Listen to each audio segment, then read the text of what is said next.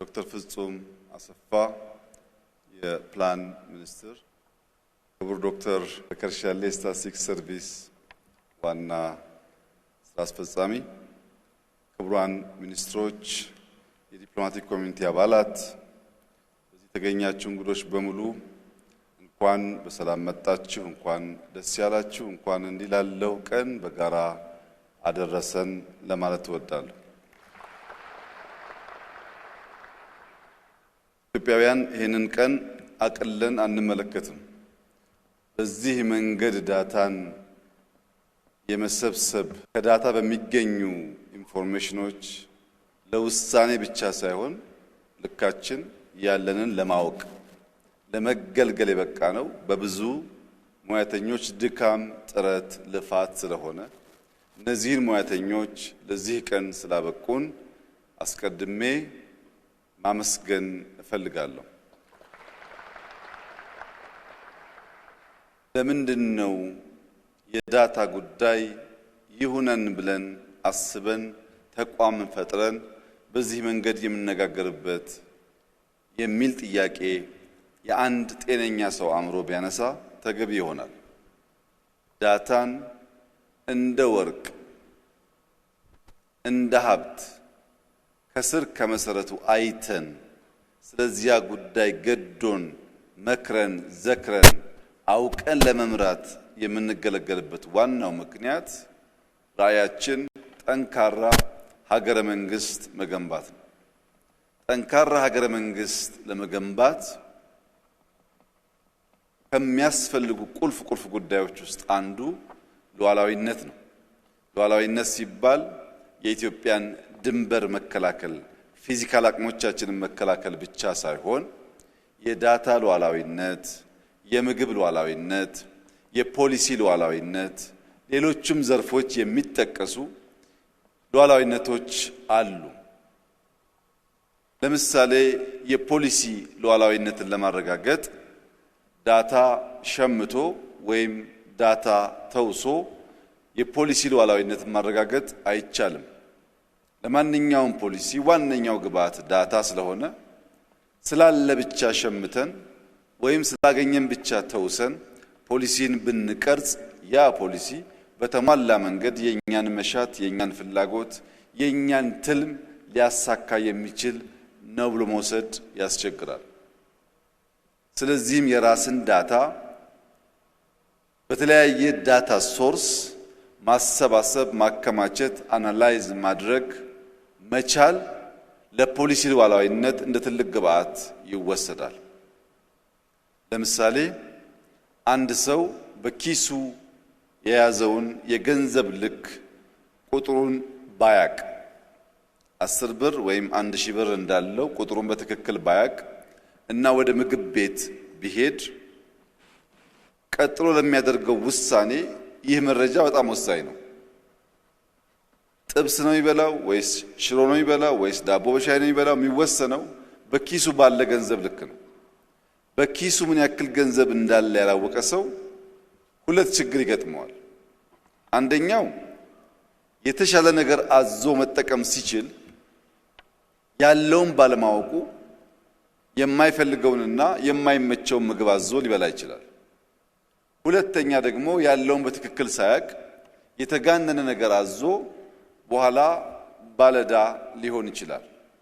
በሀገር ደረጃ ደግሞ ስናየው ኢትዮጵያ ያላትን አቅም፣ ያላትን ሪሶርስ፣ ያላትን የማድረግ አቅም በቅጡ ካላወቅን ሌላው ቀርቶ አሁን ዓለም ላይ በተለመደው ሬቲንግ ሌሎች ነው ሬት የሚያደርጉን በበቂ ለመገበያየት፣ በበቂ የውጭ ኢንቨስትመንት ለመሳብ፣ በበቂ ለመበደር ሁሉ አዳጋች ይሆናል። ስለኛ ልክ ስለኛ ብቃት የሚነግሩን ሁል ጊዜም ሌሎች ከሆኑ እኛ ለዛ ፕሮሰስ የምናዋጣው ምንም መረጃ ከሌለ ትክክለኛ ኢንፎርሜሽን፣ ትክክለኛ ሬቲንግ ላይሆን ይችላል። ቅድም እንደተገለጸው ሉዓላዊነት ስንል ኢንዲፔንደንት እያልን አይደለም። ማንም ሀገር በተሟላ መንገድ ኢንዲፔንደንት መሆን አይችልም፣ ግን ኢንተርዲፔንደንት መሆን ይቻላል። እኛ የምንሰጠውን የምናቅ የምንቀበለውን የምናቅ ስንቀበል ወደን ፈቅደን ለሚያስፈልገን ጉዳይ መሆኑን ለይተን ከሆነ ያኔ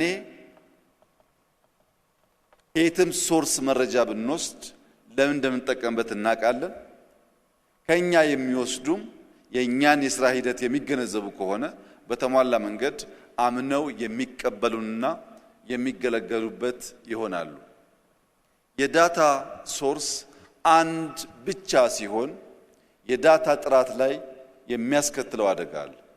ቅድም ሲገለጽ እንደነበረው ዳታ ኮሌክተርስ ፊዚካሊ ሄደው ዳታ ሲሰበስቡ፣ በሪሞት በሳተላይት ዳታ ሲሰበሰብ፣ በድሮን ዳታ ሲሰበሰብ ለፕሮክሲሚቲ የጂኦስፓሻል መረጃ ሲታከልበት የዚያ ዳታ ጥራት ያደገ ይሆናል።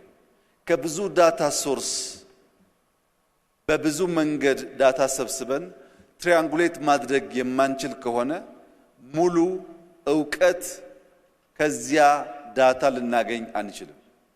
የዳታ ሶርስ ማብዛት እና ትሪያንጉሌት ማድረግ የጠራ መረጃ ለማግኘት ያግዛል።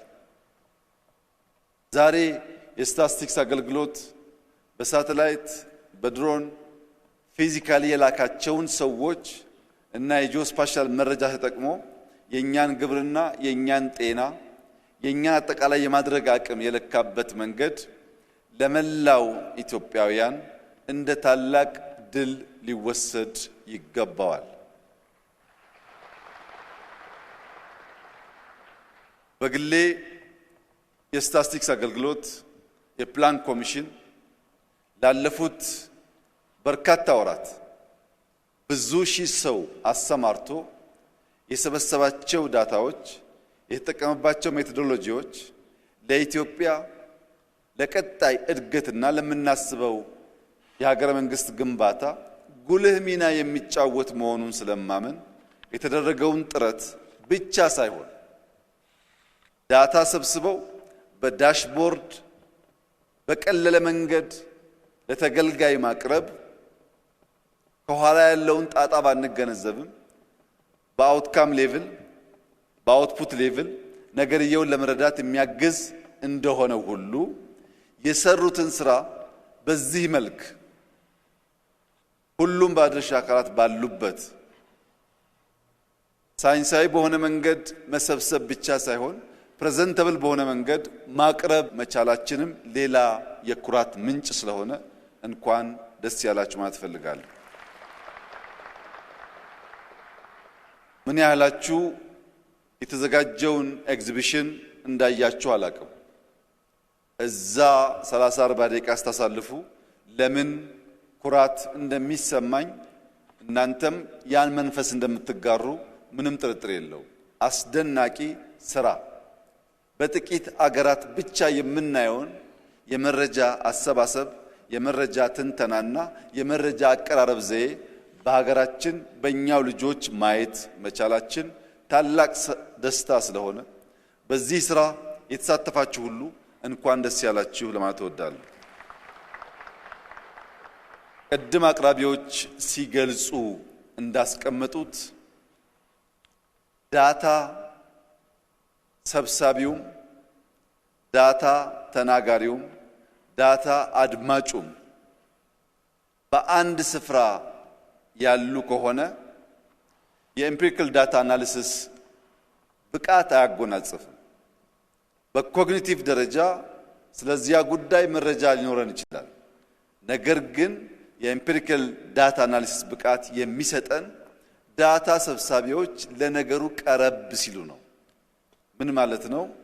አንድ አርሶ አደር ከ3 ሄክታር መሬት ላይ 100 ኩንታል ስንዴ ሰበሰበ የሚለው ኢንፎርሜሽን ለዳታ ሰብሳቢውም ለዳታ አድማጩም እኩል መሆን አይችልም። ዳታ ሰብሳቢው ያ 3 ሄክታር ምን አይነት መልክዓ ምድር እንደሆነ፣ ውሃ በስንት ርቀት እንደሚገኝ፣ ምን አይነት ፓምፕ እንደሚጠቀሙ፣ ምን አይነት ማሽነሪ እንደሚጠቀሙ፣ ሃርቨስት በሚያደርጉበት ሰዓት ምን ያክል ዌስት እንዳለ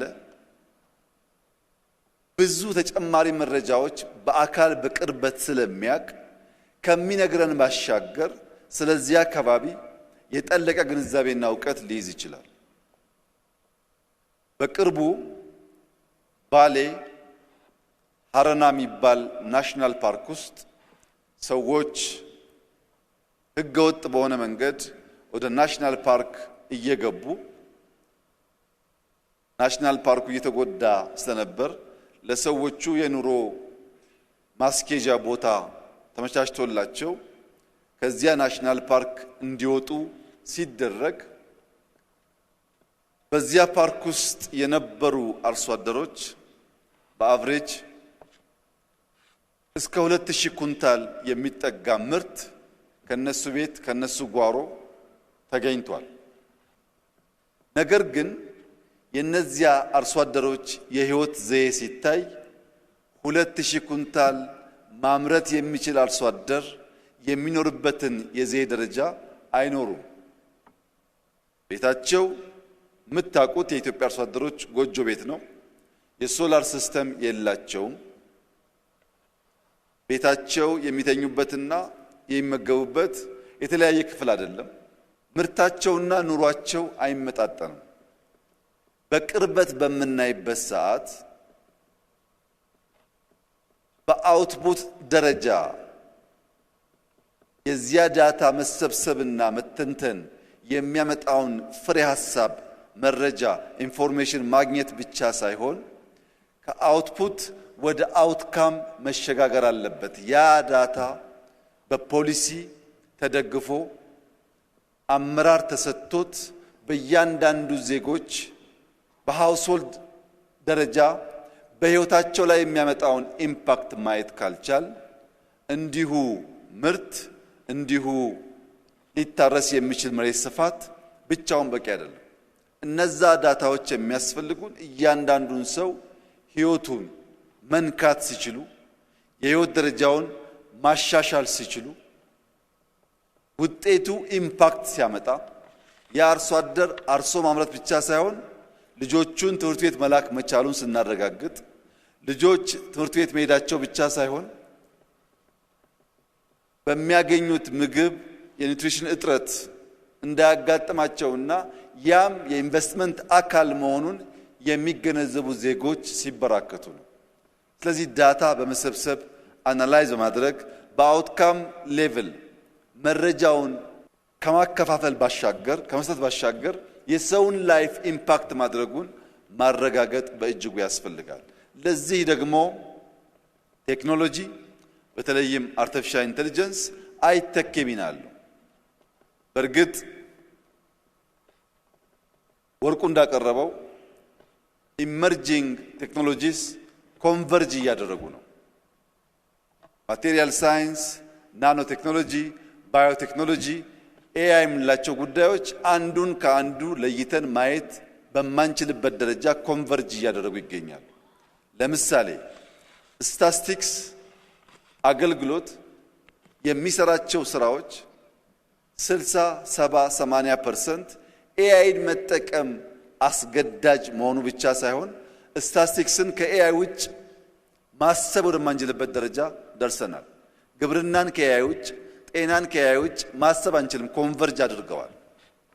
እያንዳንዱ መስሪያ ቤት፣ እያንዳንዱ ተቋም፣ እያንዳንዱ የግል ኩባንያ ቴክኖሎጂን መጠቀም በቴክኖሎጂ መታገዝ ሲችል ጥራት፣ ስፋት፣ ውጤት፣ ተደራሽነት በእጅጉ ሊጎለብቱ ስለሚችሉ በእያንዳንዱ ተቋም ኤአይን መጠቀም ባጠረ ጊዜ ኢንፎርሜሽን መሰብሰብ ባጠረ ጊዜ የዲሲሽን ሳይክልን ማሳጠር መቻል የምንችለው ቴክኖሎጂን በብቃት ስንጠቀም ነው። ለዚህ የፕላን ኮሚሽን ጥሩ ማሳያ ይመስለኛል።